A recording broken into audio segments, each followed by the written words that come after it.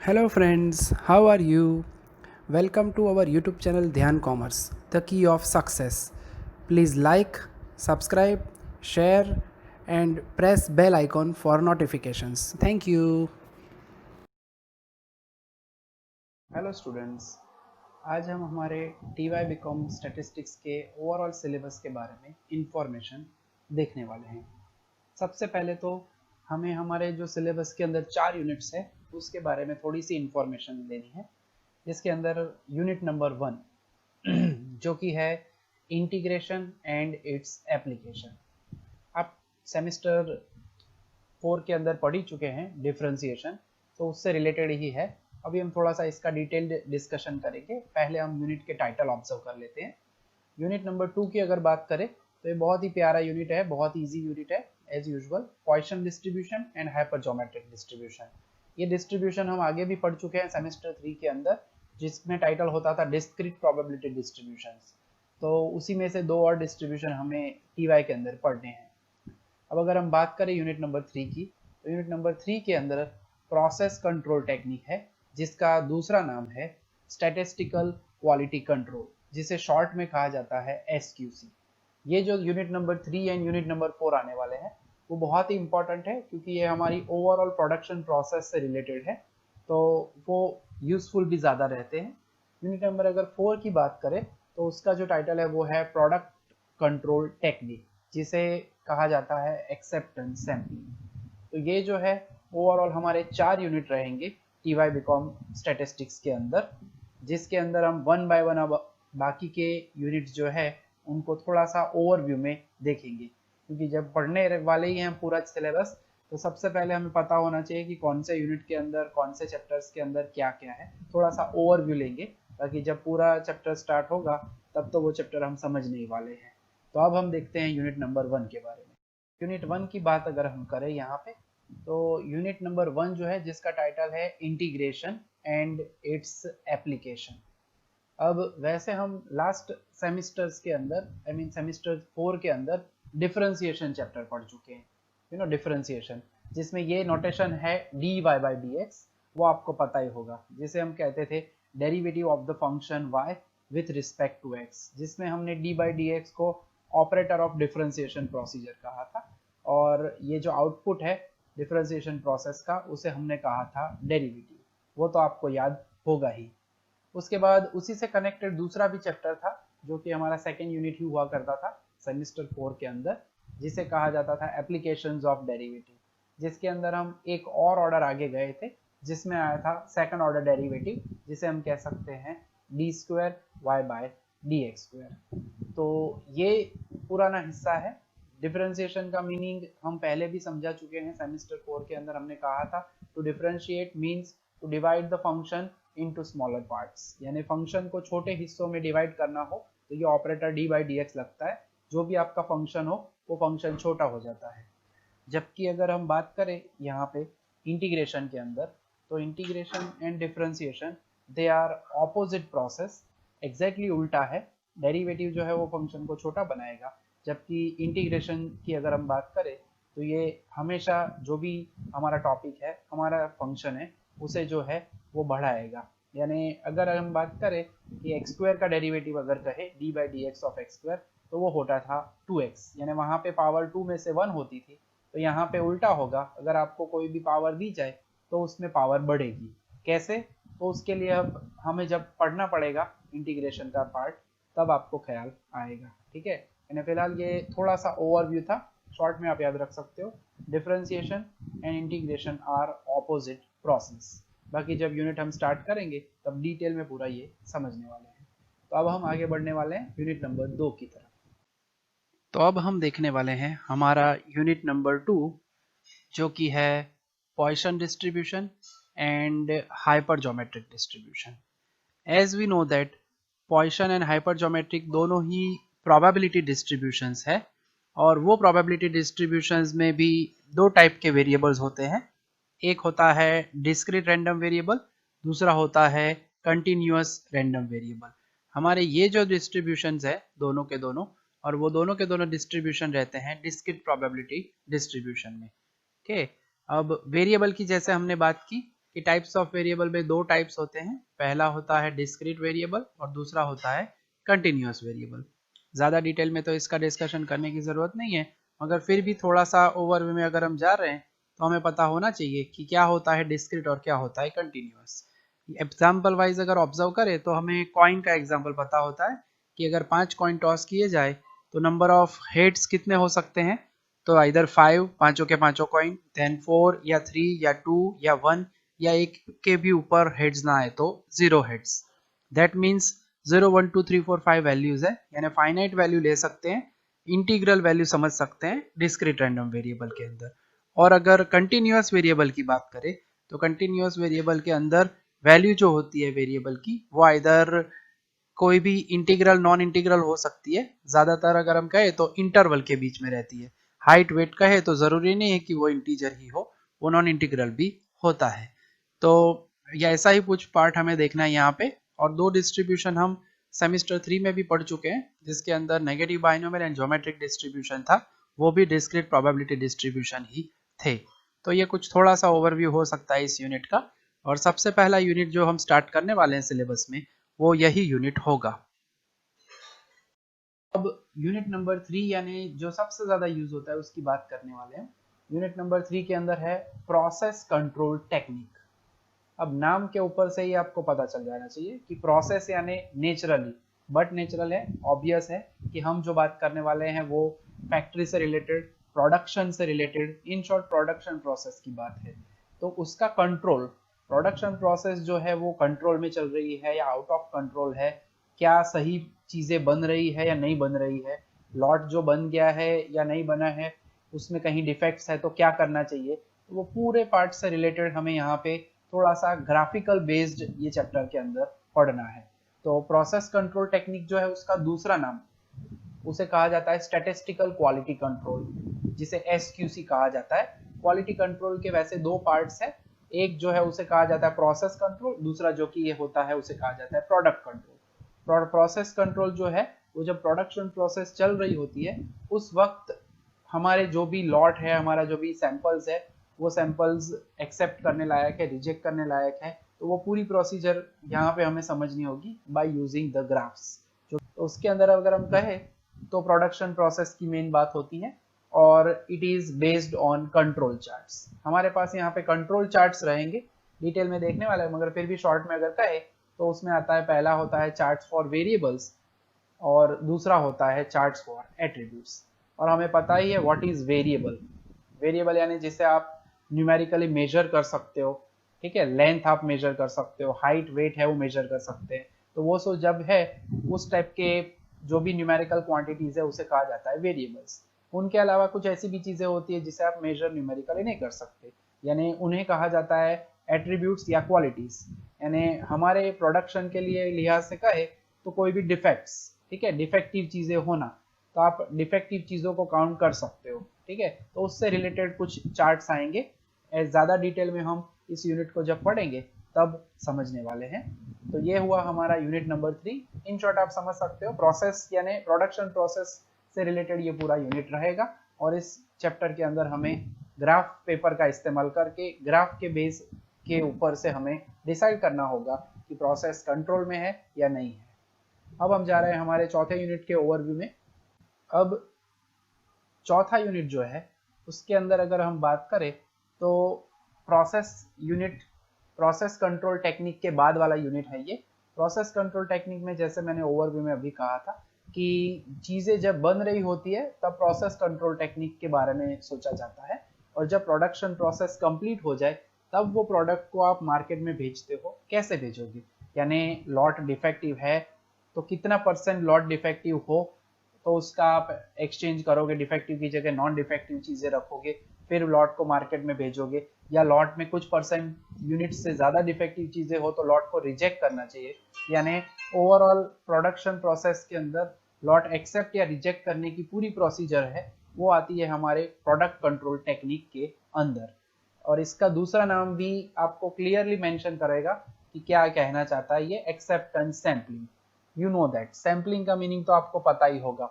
ये जो पूरी प्रोसीजर होती है, क्योंकि हम सभी के सभी यूनिट्स तो नेचुरली जितने भी यूनिट्स बने, 10,000 यूनिट अगर बने तो 10,000 के 10,000 यूनिट तो चेक करना पॉसिबल होता नहीं है।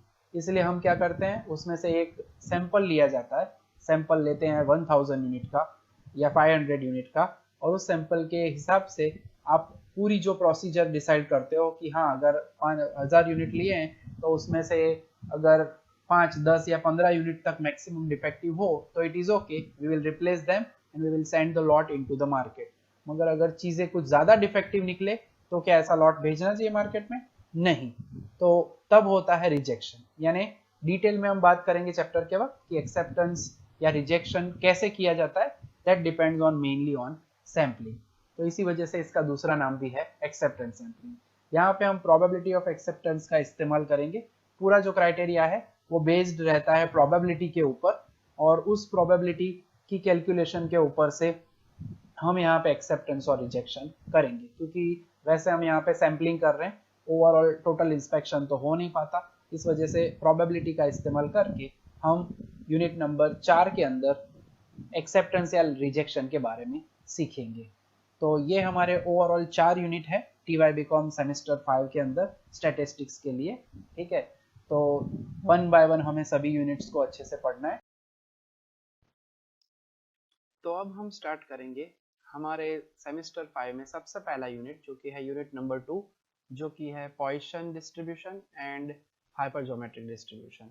अब ये जो दोनों डिस्ट्रीब्यूशंस है वो वन बाय वन समझने से पहले कुछ इंट्रोडक्शन में हमें कुछ टर्म्स की ज़रूरत है जो चैप्टर के अंदर हम यूज़ करते हैं, जो कि सेमेस्टर 3 से कनेक्टेड है। इसमें सबसे पहली सबसे इम्पोर्टेंट टर्म, और ज़्यादातर हम यूज़ करते ही हैं इसे, ये वर्ड ज़्यादातर यूज़ होता है, तो पहले इसको हम समझेंगे, जो कि है random variable.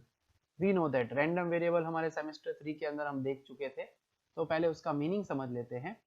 A variable whose values can be obtained from the results of a random experiment is called a random variable। वैसे ये समझने के लिए आपको रैंडम एक्सपेरिमेंट समझना होगा, जो कि हमारे सेमेस्टर 3 के अंदर हम प्रोबेबिलिटी चैप्टर में सब डेफिनेशंस देख चुके हैं। उसके बाद मैथमेटिकल एक्सपेक्टेशन के चैप्टर में ये टर्म आई थी। तो एक्सपेरिमेंट यानी क्या, तो सिंपल एग्जांपल याद आता है प्रोबेबिलिटी हो तो, और वो होता है कॉइन का एग्जांपल। तो कॉइन के एग्जांपल से हम इस रैंडम वेरिएबल की डेफिनेशन को समझेंगे, जो कि कुछ इस तरह से है। तो अगर हम एग्जांपल के बारे में बात करें तो in the experiment of tossing two coins, sample space u is equal to hh ht th tt. If x denotes the number of heads, then x is equal to 0, 1 and 2. Here x is a discrete random variable. अब सबसे पहले तो experiment में आप observe कर सकते हो यहाँ पे कि दो कॉइन्स अगर टॉस किए जाए तो या तो दोनों एच होंगे, हेड्स होंगे, एक हेड दूसरा टेल्स इन आइदर वे, और दोनों के दोनों टेल्स। तो ये हुआ रैंडम एक्सपेरिमेंट। उसके अंदर हम या तो नंबर ऑफ हेड्स को ले सकते हैं रैंडम वेरिएबल। रैंडम वेरिएबल का एग्जांपल जो नोटेशन है वो नोटेशन लिया जाता है एक्स से। तो यहाँ पे आप ऑब्जर्व कर सकते हो कि either number of heads may be 0, 1 और 2। 0 मीन्स दोनों टेल्स, 1 यानी आइदर एच टी और टी एच, एंड दोनों h यानी 2। तो 0, 1, 2 जो है वो रैंडम वेरिएबल की वैल्यू होती है, और यहाँ पे x को डिस्क्रीट रैंडम वेरिएबल कहा गया है। रैंडम वेरिएबल की डेफिनेशन के बाद अगेन हमें याद है दो टाइप्स के रैंडम वेरिएबल हुआ करते थे, है there are two types of random variable। First is discrete random variable and second is continuous random variable। आगे हम ओवरव्यू के अंदर कह ही चुके हैं कि डिस्क्रीट रैंडम वेरिएबल का एग्जांपल अगर लेना चाहे तो tossing a coin and getting a head from 2 coins, 3 coins, whatever. तो जो रैंडम वेरिएबल में डिस्क्रीट की वैल्यू होती है वो हमेशा जो फाइनाइट वैल्यू रहती है, या टेक्निकली अगर आपको तो दैट में बी इंटीग्रल, इंटीजर में होता है, जैसे आप ऊपर ऑब्जर्व कर सकते हो x की वैल्यू 0 है, 1 है, 2 है। जबकि कंटिन्यूअस रैंडम वेरिएबल है उसमें एग्जाम्पल हमने कहा ही था, हाइट है, वेट है, तो दैट में भी इंटीग्रल, नॉन इंटीग्रल, कोई भी इंटरवल में हो सकती है। तो ये सबसे इंपॉर्टेंट एक टर्म है क्योंकि हम हर जगह पे यूज करेंगे रैंडम वेरिएबल, और ये ऑब्जेक्टिव में भी पूछ सकते हैं, कनेक्टेड है हमारे ये चैप्टर से रिलेटेड। दूसरी एक टर्म हमें देखनी है जिसके अंदर हमें बहुत ही इंपॉर्टेंट पार्ट है प्रोबेबिलिटी डिस्ट्रीब्यूशन। अब ये भी हिस्सा आगे का ही है। प्रोबेबिलिटी डिस्ट्रीब्यूशन यानी प्रोबेबिलिटी को डिस्ट्रीब्यूट करने की बात, यानी टोटल प्रोबेबिलिटी हमें पता है 1 होती है, अगर उसे डिस्ट्रीब्यूट किया जाए depending on the values of random variable तो ही उसे कहा जाता है प्रोबेबिलिटी डिस्ट्रीब्यूशन। तो अब हम उसका मीनिंग समझ लेते हैं। और ये जो हिस्से हम ऑब्जर्व कर रहे हैं वो एग्जाम में पूछे भी जा सकते हैं ऑब्जेक्टिव के अंदर। तो डेफिनेशन कहती है the distribution of total probability 1 among different values of a random variable is known as probability distribution. Example के अंदर हम वही एग्जाम्पल लेने वाले हैं 2 कॉइन वाला, जिसके अंदर अभी हमने कहा था कि 2 कॉइन को अगर टॉस किया जाए और आपको जो सैंपल स्पेस मिलता है u is equal to H H H T T H T T, U लिख सकते हो, s लिख सकते हो। If x denotes the number of heads then x की वैल्यू अभी हमने बोला था वही है, पूरा एग्जांपल वही लिया हुआ है यहाँ पे, उसी को हम कंटिन्यू करेंगे। अब अगर एक भी हेड्स ना हो तो दोनों टेल्स होते हैं तो उसकी प्रोबेबिलिटी हमें पता ही है, यानी आपके पास फेवरेबल केस 1 है, टोटल केसेस 4 है। तो प्रोबेबिलिटी 1 को हम डिस्ट्रीब्यूट करते हैं, ये वैल्यू जो दी गई है हेड्स की 0, 1 एंड 2, उसके हिसाब से क्या प्रोबेबिलिटी मिलेगी, वो जब प्रोबेबिलिटी हम एडजस्ट करते हैं 0, 1, 2 के लिए और उसका जो टेबल बनता है उसे कहा जाता है प्रोबेबिलिटी का डिस्ट्रीब्यूशन, जो कि हम ऑब्जर्व करते हैं। वेरिएबल हमारा रैंडम वेरिएबल xi है, जो कि हमने ऊपर ही कहा हुआ है यहाँ पे कि वो है नंबर ऑफ हेड्स, और उसकी प्रोबेबिलिटी हम ऑब्जर्व करेंगे। अगर 0 हेड्स है तो 1 आउट ऑफ 4 केसेस मिलते हैं, यानी 1/4, जिसे हम 0.25 कह सकते हैं। अगर एक हेड है that means H T T H में एक एक हेड है तो उसके लिए प्रोबेबिलिटी होगी 1/2, आई मीन 2/4 कह सकते हो, दैट इज 0.50। एंड लास्ट में अगर दोनों हेड्स हो तब एक ही केस है वैसा, तो उसकी प्रोबेबिलिटी होगी 1/4, दैट इज 0.25। और डेफिनेशन में जो हमने कहा था इन सभी की टोटल प्रोबेबिलिटी 1 है। टेबल का टोटल अगर आप करते हो तो टेबल में प्रोबेबिलिटी का टोटल सिग्मा पी एक्स आई 1 है, यानी अगर हम राइट टू लेफ्ट जाए तो सिग्मा पी एक्स आई की वैल्यू 1 है और x की 0 वैल्यू के लिए 0.25, 1 वैल्यू के लिए 0.50 एंड 2 वैल्यू के लिए 0.25 प्रोबेबिलिटी होती है। तो ये हुआ हमारा प्रोबेबिलिटी डिस्ट्रीब्यूशन। इसका मीनिंग हम इसीलिए समझ रहे हैं क्योंकि जो पूरा चैप्टर है उसमें हमें 2 डिस्ट्रीब्यूशन पढ़ने और वो दोनों डिस्ट्रीब्यूशन प्रोबेबिलिटी डिस्ट्रीब्यूशंस है। तो अभी और एक टर्म हमें देखनी है जिसके बाद हम नए चैप्टर की तरफ, आई मीन इस चैप्टर के पॉइसन डिस्ट्रीब्यूशन की तरफ आगे बढ़ पाएंगे। तो अब हमें एक और इम्पोर्टेंट टर्म देखनी है जो कि आप आगे वाले सेमेस्टर्स के अंदर कभी देख पाए नहीं हो। हमने प्रोबेबिलिटी मास फंक्शन तो आगे ज़रूर देखा था, मगर अब जो देखने वाले हैं वो है probability distribution function.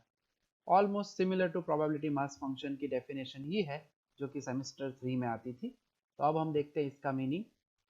So a rule according to which the total probability 1 is distributed over the different values of random variable is called probability distribution function। अब जैसे कि आगे हमारे पास probability mass function आ चुका था, उसमें भी 2 कंडीशन थी।